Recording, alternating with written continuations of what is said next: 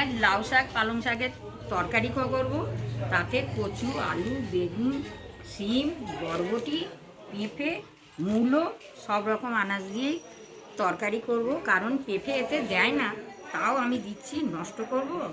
আর মূলোও দিয়েছি, মূলো আবার এতে বেশি দেওয়া চলে না, কারণ মূলো বেশি খেলে পেটের পক্ষে সমস্যা হবে, কিন্তু একটু আধটু দিলে ভালোই খেতে লাগে।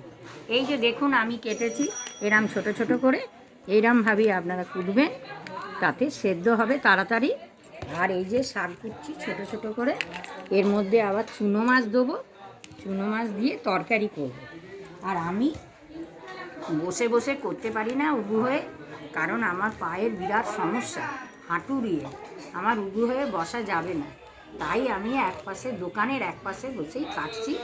এই কেটে তারপরে রান্না হবে, এখন রেডি করছি, রান্না করব। সেখানেও আমি বসে বসেই রান্না করি, কারণ আমি দাঁড়িয়েও করতে পারি না, আর উবু হয়ে বসেও করতে পারি না। যখন রান্না করব তখন আবার আপনাকে দেখাবো, যদি আমার সময় হয়। আপনারা দেখবেন এবং করে খাবেন। নমস্কার।